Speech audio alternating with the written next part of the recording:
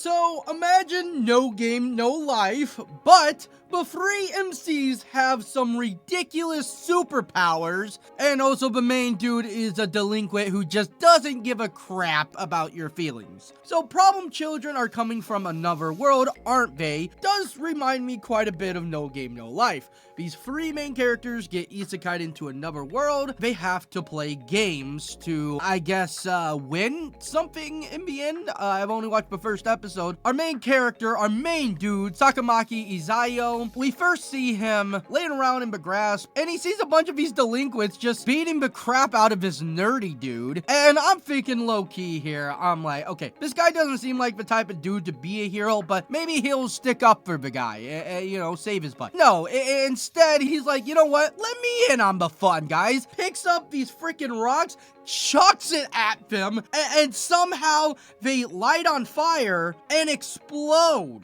Like literal explosions. I'm just like, okay. So this guy has super freaking strength and is able to throw what I believe are ordinary rocks and make them into basically grenades. And there was quite a few of them that he threw, and it actually made a little bit of a crater. I was thinking when the title says problem children are coming from another world, aren't they? I thought it was more like he's just a delinquent and these kids just have a bad attitude per se. But no. Then we see our next girl, our next main character, Kuru Asuka. And this girl, yeah, she definitely seems like a stone cold bitch, I must say. She seems to be some kind of royalty, or at the very least, somebody with high class, living a high status life.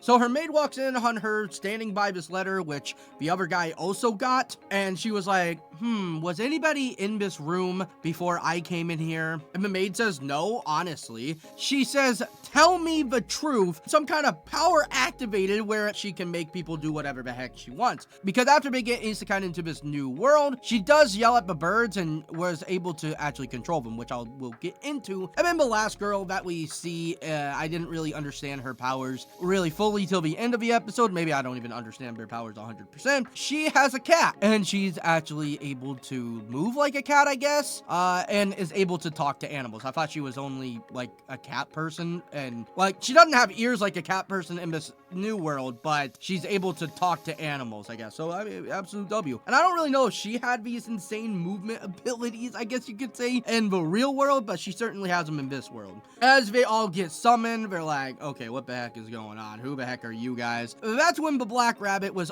already there, hiding in the trees to do her grand entrance, and all three of them literally knew she was there to begin with. Oh, what the heck? I wanted to, you know, surprise them. Yeah, no. So I guess the other people in this world aren't able to really get past them too easily. They definitely seem to be on, I don't want to say high alert, but very aware of their surroundings. But instead of just waiting like 5 more seconds for her to, well, reveal herself, Izayo here just literally jumps right at her and tries to crush the dang bunny girl. And then we see Kasukabe actually chase after her as well, which, like I said, I guess she can talk to animals and maybe copy their movements, perhaps? I don't really get it. Asuka was able to control the birds. Like I said, I think she's just able to tell people what to do and they literally do it, I guess, and stops the black rabbit from jumping around so that she actually, like, I guess talks to him and sits down and tell them what the heck is going on. Yeah, this world is a game world, as she explains, and there's different type of races and different type of gods. And the reason that they actually have the powers is because we were blessed by war gods, demons, spirits, and stars. Yeah, they got them blessings, so they're absolutely overpowered. I'm assuming at least they're overpowered. At least in the real world, they're overpowered, because I don't know anybody else who's able to, I guess, have super strength and able to chuck rocks and make explosions out of them. She explains that in this world, there's games that you will place wagers on. And after explaining all that, she was trying to rile them up a little bit. If you guys don't really want to participate in this because you don't think you got the skills and whatnot, I get it. You know, you can turn away if you want, but low-key, she was actually freaking out. She's like, oh my god, I need them to stay here. They better not leave. I need them. I need them. That's kind of a good way to rile somebody up and, I guess, get them to do what you want, especially when you got these OP MCs, main characters, you know what I mean? It's like hurt their ego a little bit. Tell them they ain't got it. Tell them they ain't jack diddly squat. they ain't got much to lose here, but everything to prove, I guess. And maybe just have a little bit of fun. At least Isayo seems like he's gonna have some fun in this world. So the first game that they play is this card game where the Black Rabbit, Kusuragi, places down all the cards and you have to guess the face-up ones. Each of them get one chance to pick up one. They asked to actually see the cards first, which was pretty smart, and the two girls did what kind of would be expected. They scratched the card and, well, made it so that it's easy to pick out. But Isayo here just looked at him, just stared at him. And the rules were, well, really simple. It's just pick the correct card. Even if they were to technically cheat, although what they kind of did already was cheating, I guess, she did state that you're not able to pull a fast one on me, considering I am the Judge Master, and I have a special network with my eyes and ears that are able to, guess, pick up on things. But I don't know how she wasn't able to pick up on them messing with the cards. But anyways, I guess that doesn't matter. How they win this first card game, though, was, yeah, it's something that I can see Isayo actually doing, because he goes up first. He's like, you know what, I'll volunteer to go first. Let's see what this game is all about. And instead of just picking one up very nicely, maybe winning, maybe losing, he decides to take his hand and slam it on the freaking table. And that made the cards fly up like crazy. While the two girls got their cards pretty easily, GG easy, but the Black Rabbit Kusuragi was like, wait a minute, that's cheating, you can't do that. And, well, she was basically told, I mean, you didn't really make a rule about that. You just said, pretty much, pick up the right card. I would say in most situations in the real world, that would be considered cheating, because it's not really what you're supposed to do. But, I mean, technically, there was no rule saying he can't do that, so GG's, I guess. But as the other two girls did win, and pretty easily, and understandably so, well, the other two won, but you didn't. And that's when he's like, well, actually, I already picked my card, and it was this. He flips it over, and of course, it's the freaking face card.